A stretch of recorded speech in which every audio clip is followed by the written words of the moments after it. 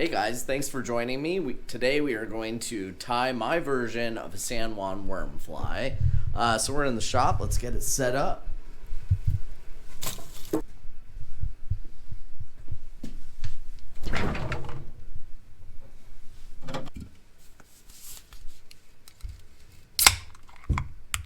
Cheers.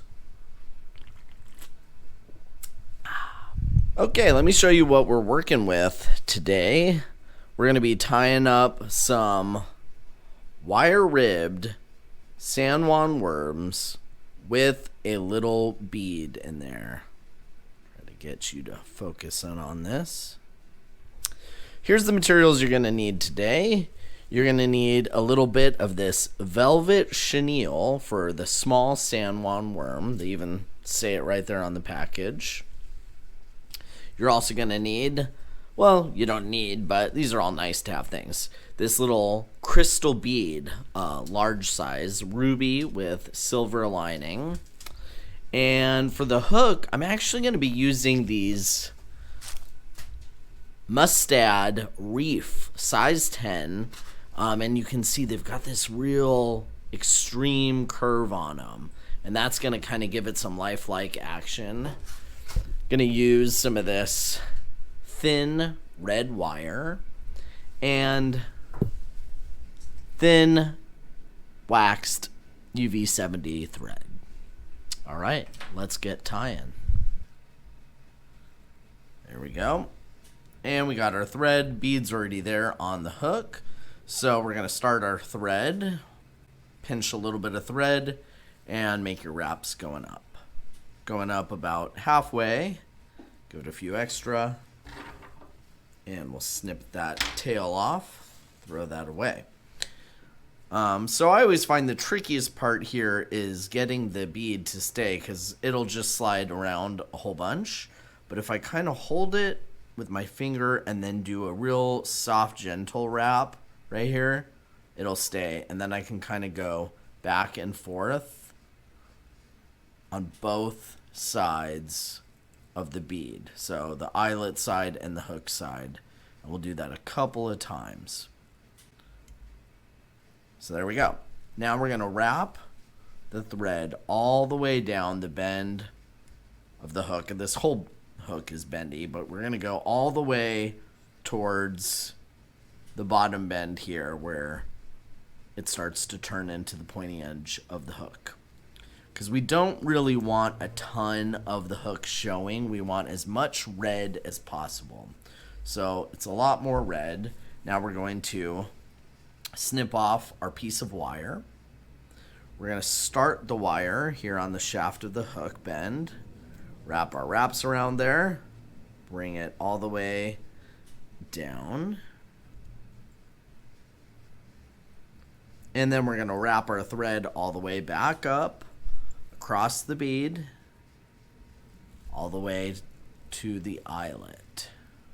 And then from here, we're going to take our little wire ribbing, and we're just going to make wraps all the way. You can do as tight or as loose a wraps as you want.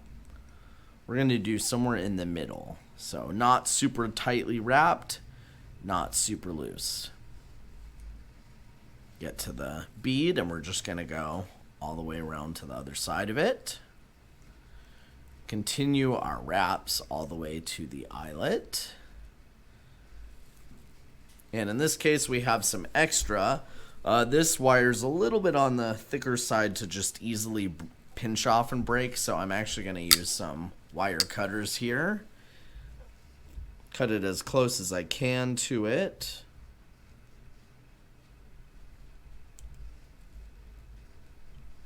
There we go. And there's still a little bit of a tail, so I'm actually just going to try to bend that up, bend it in, and be careful because actually I have, it's sharp, and so if you're not careful, you can actually cut your thread with that. So you want to just make some gentle wraps right there until you get over it. You're going to bring your thread all the way back to the beginning.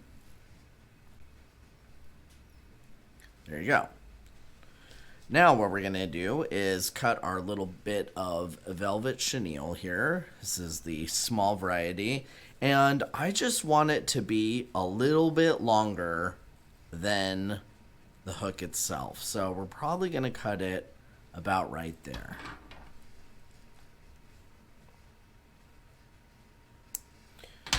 And a nice finishing touch you can do with this little bit of chenille to give it that tapered edge is to actually use a little bit of a lighter and just get it to melt just the tip a little bit and kind of singe that little bit of chenille towards the end.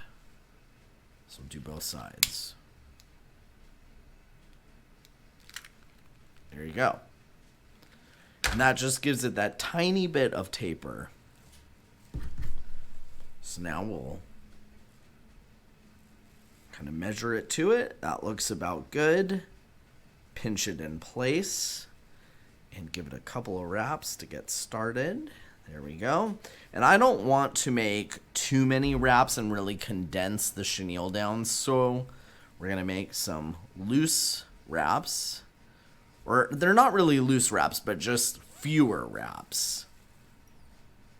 All the way to the eye of the hook towards the front. Okay, so there we are to the front. Now I'm going to peel the little tip back, give it a few more wraps, and now you're just going to finish the fly. So use a whip finishing tool here. I'm going to give it about 2 sets of 4 whips. There's the one, and another few. 1, 2, 3, 4. And then for me to finish this fly, I'm actually going to use a pretty good amount of head cement on the underside, because where this thread wraps across this bead is actually a little bit of a vulnerable point, and I don't want this fly coming apart too easy. So we're going to give it this final little brushing of head cement. Just takes a few seconds to dry, or you could use a little UV. And now she's solid. Cool. Well, cheers. Thanks for time with me. See you on the next one. Oh shit, the fire's out.